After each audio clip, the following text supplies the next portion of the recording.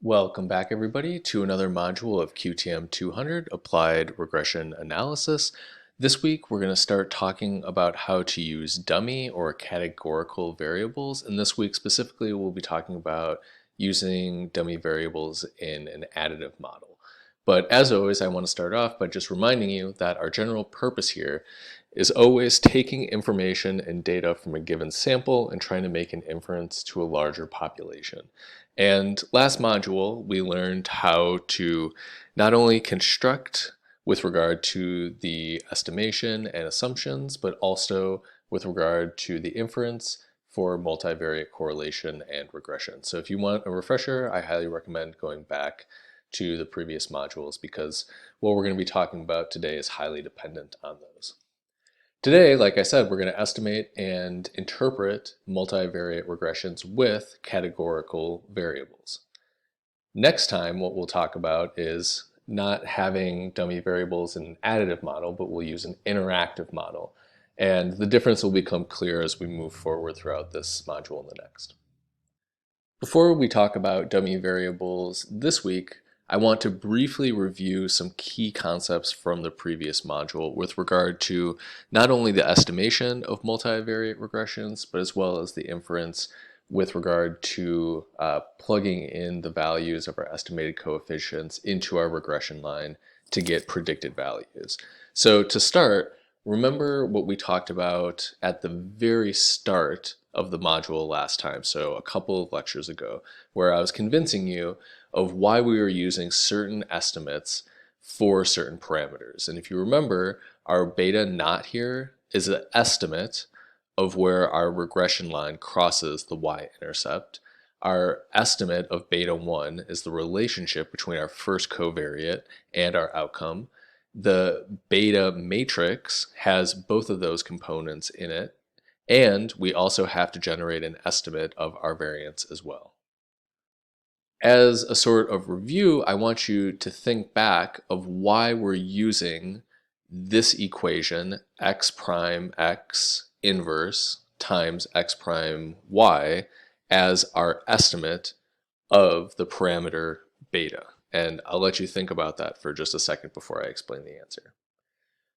You'll remember that part of the reason why we invoke the Gauss-Markov assumptions is that it allows us to show that the least squares estimator, right, the squared summed, or the sum of the squared residuals, we can prove then using those assumptions that this estimator is not only unbiased, but the most efficient estimator as well. And I encourage you to go back and look at some of those proofs if you want to convince yourself of exactly why we're using these equations. Next, you'll remember that we went over how to estimate our linear regression not only by hand, but using the LM function in R. We then talked about how to interpret our multiple regression. And I want you to stop and think about the three different ways that we talked about doing that. The first of which was for individual coefficients, which entailed running a t-test. We could also then check to see if all of our coefficients had any impact, right? We just wanted to see if any of them did. That was an overall or omnibus f-test. And then we could also check to see if there was a subset of our coefficients that had any meaningful interaction or, relationship with our outcome, and that was a partial f-test. So today, what we'll be introducing is a different type of covariate. And up until this point, we've pretty much only worked with continuous variables as our predictors and our outcomes. And today will be kind of the first step forward in branching out. So we'll be talking about dummy variables with regard to our predictors today. And then in future lectures, we'll talk about how we deal with different types of variables as our outcome. But I think what's really important here to highlight is that these categorical or qualitative variables can be really useful, and especially useful in ways of capturing nonlinear relationships. And that'll be clear probably in later weeks, but I think you can sort of see here the general intuition of how we might be interested in how different groups within a variable have different effects on the outcome. Now, categorical variables can be represented as dummy variables, and the reason that we call them dummy variables is that they're basically just 0 and 1. So again, like this can be a binary predictor for brown and blue, where we pick one category as the baseline, let's just say brown, and that'll be a 0. And then if someone has blue eyes, then we'd indicate that with a 1.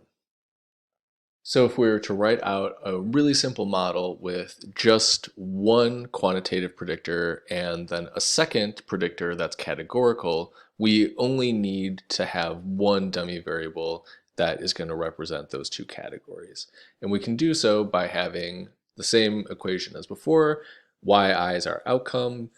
We have our beta naught, where that's where the regression line is going to cross 0. We have beta 1, the relationship between x1 and our y, and now we're just adding in a second variable, which I'm going to call d for dummy.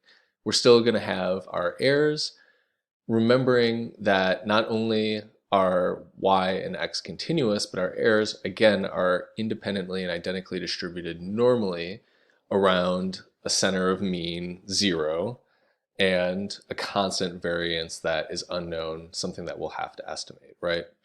So again, if the way that we are going to categorize this is 0 indicating that an individual is in the control group with 1 being otherwise, then we can calculate the conditional mean and actually write out what the regression line would look like for the control group. So that's just our beta naught plus beta 1 and nothing else, right? Because all those individuals who are in the control group have d equals 0, so when we multiply the value by 0, it cancels out. So when we have the other group, we should have the exact same thing plus, again, that beta 2 with d.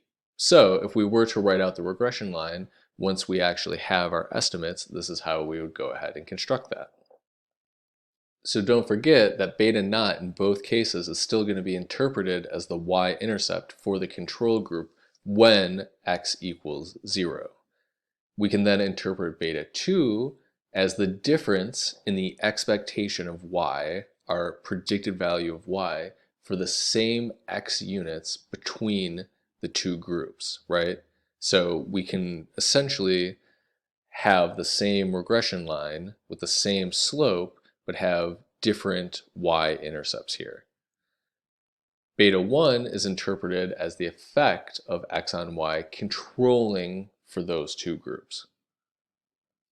The effect of those two groups, that is.